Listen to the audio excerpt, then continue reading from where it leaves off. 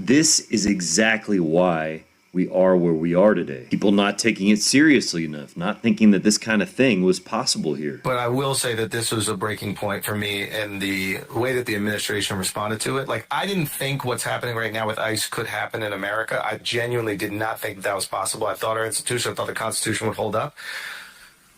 When I see it and then immediately defend it, I start to go, we gotta be very loud about this. Like, it all of a sudden becomes not like liberal catastrophic thinking. It starts to become very reasonable, nuanced criticism of the administration.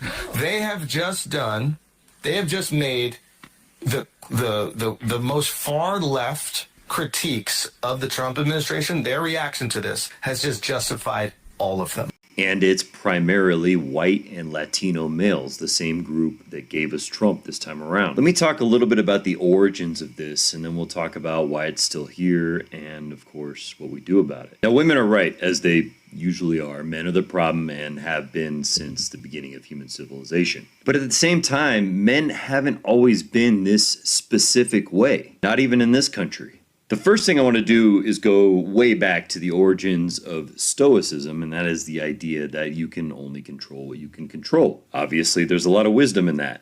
On top of that, with our out-of-control capitalism, Americans are just spread too thin, and their capacity to care about others has dwindled over time. Everyone's got problems, so just deal with it. That brings us to the late 1800s and the Industrial Revolution. Managers needed workers that were more like machines. In fact, schools at the time taught boys to suppress their emotions so that they could better deal with life. And without that outlet at work, they often took their frustration out on their family and still do. Now we move to the men that directly gave us Donald Trump, and that's younger boomers and Gen Xers. These men were products of the tough love movement that lasted from the late 60s to the early 90s. The idea that the best way to help someone was to let them hit rock bottom. Verbal abuse and shaming were legitimized as motivational methods. Empathy was considered enabling or whining. When I was still a Republican, I did some charity work for those experiencing homelessness, and I was told constantly by people from that generation that I was enabling people. And so it's no surprise that this generation of men voted for somebody that's constantly talking about winners and losers. It's out of control bro culture. That's what the 1980s gave us. With the Epstein file drop, we're discovering some of the most heinous acts even imaginable.